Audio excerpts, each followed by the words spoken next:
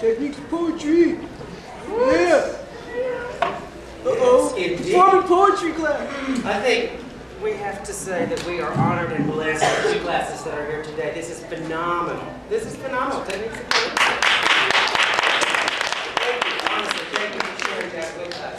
We have also to sort of entertain you today and make you go, things that make you go, I think that's important, is the performance of poetry class. I present to you Molly, Tova, Jen, Teddy, Nick, Erica, Kristen, Michelle, Chris, Carrie, and Terrence. They are from the performance of poetry class, PCA 313A or B or C or D or something like that. I don't remember exactly what section of the 313 it is. They are going to be performing for you as a group. And break out little solo pieces in a group. Have fun, enjoy, let's do it.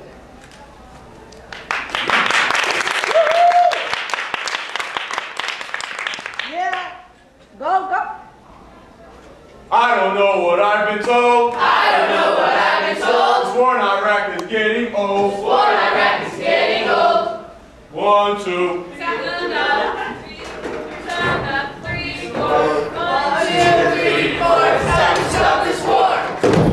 Killing women and kids. When we're killing women and kids. Then our cultures hit the skids. Then our cultures hit the skids. Sound off. 1, 2. Sound off. 3, 4. 1, 2, 3, 4. It's time to stop this war. This illegal war must cease. This illegal war must cease. Now it's time to fight for peace. Now it's time to fight for peace. Sound off. 1, 2. Sound off. 3, 4. 1, 2, 3, 4. It's time to stop this war. Okay. Dulce and Decorum S by Wilfred Owen. Bent double, like old beggars under sacks. Knock-kneed, coughing like hags. We cursed through sludge, till on the haunting flares we turned our backs, and towards our distant rest began to trudge. Men marched asleep. Many had lost their boots, but limped on, bloodshot. All went lame, all blind, drunk with fatigue, deaf even to the hoots of tired, outstripped 5-9s that dropped behind. Gas, gas, quick boys, an ecstasy of fumbling, fitting the clumsy helmets just in time. But someone still was yelling out and stumbling, and floundering like a man in fire or lime, dim through the misty panes and thick green light. As under a green sea, I saw him drowning. In my dreams before my sight, he plunges at me, guttering, choking, drowning. If in some smothering dreams you too could pace, behind the wagon that we flung him in, and watch the wide eyes writhing in his face, his hanging face, like a devil sick of sin.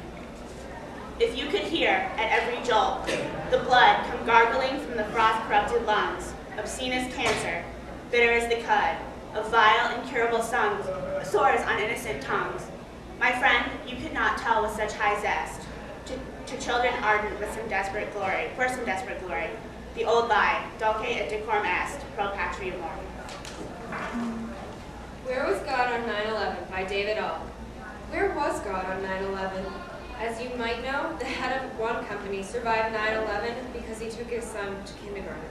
Another fellow is alive because it was his turn to bring donuts. Another lady is alive because her alarm clock didn't go off on time. One was late because they were stuck on the New Jersey Turnpike after an auto accident. One more survivor missed his bus.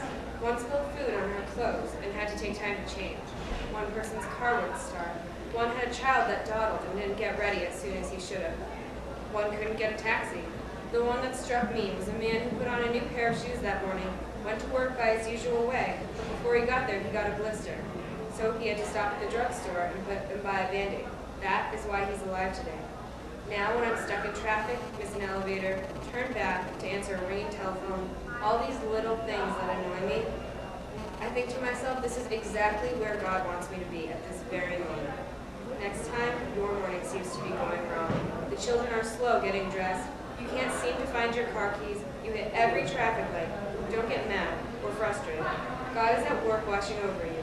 May God continue to bless you with all those annoying little things, and may you remember their purpose as possible. Iraq by Tom Goff. I have seen the quiet neighborhoods, flames bisected. Have you seen earthquakes split a house the way a knife halves a pomegranate? as the edge bears their chambers, the quiescent seeds, so the rooms lie open. Burst urban caves, pitiably naked, to the eaters, the suckers, the swallowers' teeth. With shame I have seen our own guns spit death seeds, red juice. I have seen a dog drink from a pool, lap the red juice, the scum oil, and burnt fat. Horrors I have seen, more than equal your 2,000 people made vapor in the towers. We are the sand, pounded into sandbags, held in only by our own burlap, stitched tight around our lives. We split to the blade and empty down, sighing. Dear Mr. President, formed by Pink. Dear Mr. President, come take a walk with me. Let's just pretend we're two people and you're not different than me. I'd like to ask you some questions if you can speak honestly. What do you feel when you see all the homeless people on the street? Who do you pray for at night before you go to sleep? What do you feel when you look in the mirror? Are you proud? How do you sleep while the rest of us cry? How do you dream when a mother has no chance to say goodbye? How do you walk with your head held high? Can you even look me in the eye and tell me why?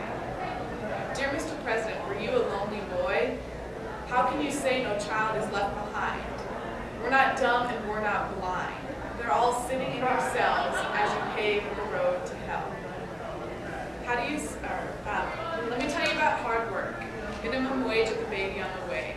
Let me tell you about hard work, rebuilding your houses after the bombs took them all away. Let me tell you about hard work, building a bed out of a cardboard box. Let me tell you about hard work.